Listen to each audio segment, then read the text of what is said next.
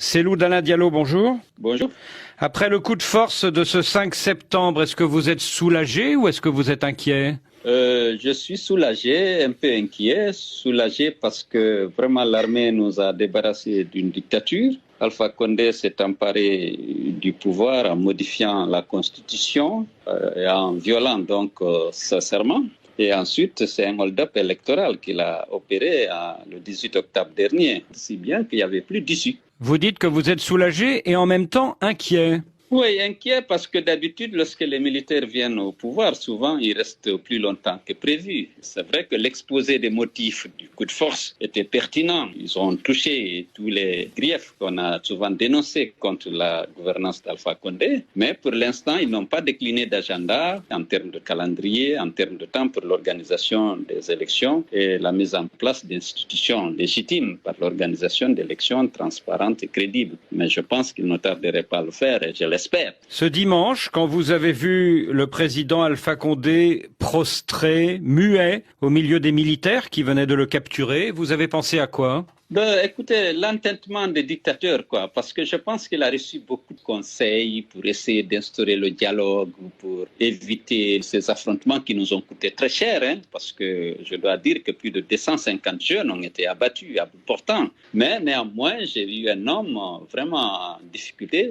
Je n'étais pas à l'aise de voir un homme qui fut dans cette situation, mais s'il avait fait preuve de sérénité, il avait cherché à consolider l'unité nationale, à instaurer la démocratie à l'état de droit, je pense qu'il aurait pu conduire le pays à de meilleurs jours. Qu'est-ce que vous souhaitez aujourd'hui pour Alpha Condé? Non, je me suis réjoui de constater qu'ils ont préservé sa vie, qu'il continue de jouir de ses droits, de voir ses médecins. Je pense que c'est comme ça qu'il faut faire. Même si lui, parfois, il a refusé ça à ses prisonniers, ou il a tué ses opposants, moi, je pense qu'il ne faut pas lui infliger la même chose qu'il a infligé aux autres. Il faut respecter ses droits et l'amener à répondre de ses actes. Ce lundi midi, le chef des putschistes, le colonel Doumbouya, a annoncé l'installation d'un gouvernement d'union nationale qui sera chargé de conduire une transition politique. Vous réagissez comment? Oui, j'accueille favorablement cette intention. Je pense qu'elle va se traduire par des consultations qui permettront de mettre en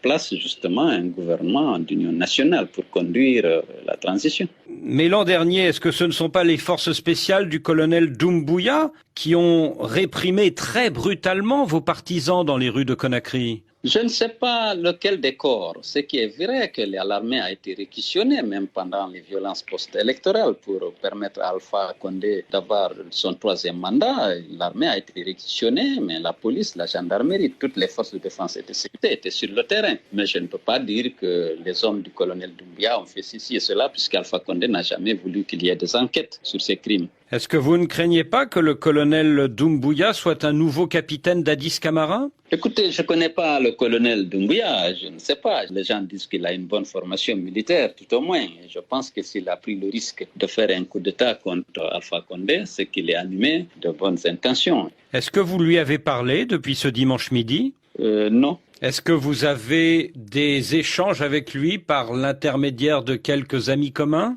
Je connais quelqu'un qui le connaît. Bon, on a parlé, mais on n'a pas eu vraiment d'échange.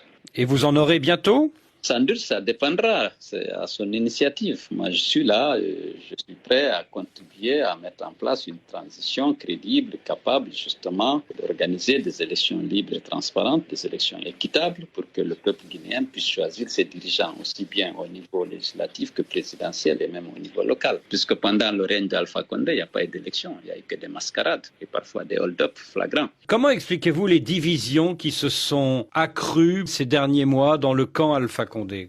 Bon, n'oubliez pas qu'il y a la guerre de succession. Il y a beaucoup de gens qui agissaient pour être le défunt officiel, pour être vice-président, ou qui disent, bon, Alpha Condé est âgé, il faut que je me positionne, il faut que j'élimine tel adversaire ou tel autre. Cet adversaire peut être aussi bien dans la mouvance que dans l'opposition. Et ce n'est pas pour rien aussi qu'on a sévi contre l'UFDG. N'oubliez pas qu'on a plus de 100 prisonniers dans les geôles d'Alpha Condé et que moi-même, mon épouse et mes collaborateurs en liberté, nous sommes pris privés de nos droits et libertés de voyager à l'étranger. Nos passeports sont saisis. Le colonel Doumbouya est originaire de Cancan, comme Alpha Condé. Est-ce que vous ne craignez pas que, comme Alpha Condé, il fasse tout pour vous écarter du pouvoir?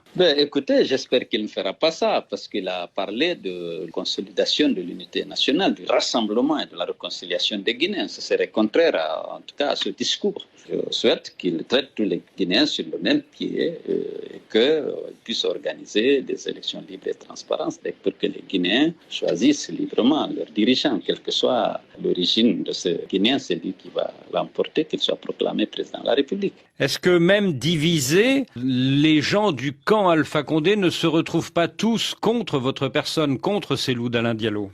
Bon, Alpha a mis en œuvre beaucoup de manœuvres pour justement isoler Cellou, parce que évidemment, je suis resté avec mon parti une force politique redoutable qui gagne les élections, et il a toujours utilisé la stigmatisation ethnique pour essayer de rassembler aussi large que possible contre le principal opposant qu'il n'a jamais pu battre en réalité dans les élections.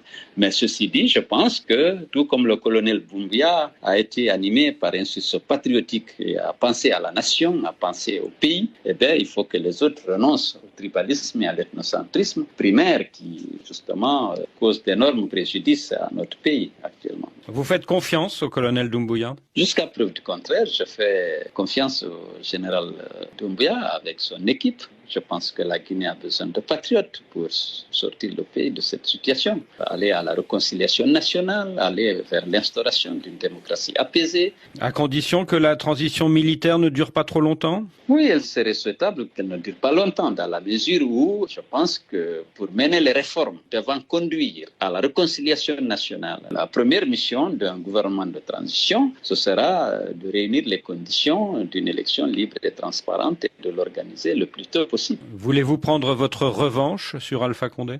Non, je ne dirige pas mon combat contre un individu ou contre un groupe particulier. Moi, j'ai envie de répondre à l'attente de la population. J'ai l'ambition d'être celui-là qui va instaurer une véritable démocratie dans notre pays, garantir la sécurité de tous les citoyens et l'exercice par chacun d'eux de tous les droits qui leur sont reconnus par la Constitution. Que pensez-vous de la réaction de la communauté internationale qui est très hostile à ce coup de force? Oui, moi je pense que ça c'est des réactions pour la forme, dans la mesure où, bon, au niveau de la CEDEAO et de l'Union africaine, lorsqu'on abattait comme des lapins les manifestants contre le troisième mandat, on ne les a pas entendus, on ne les a pas vus.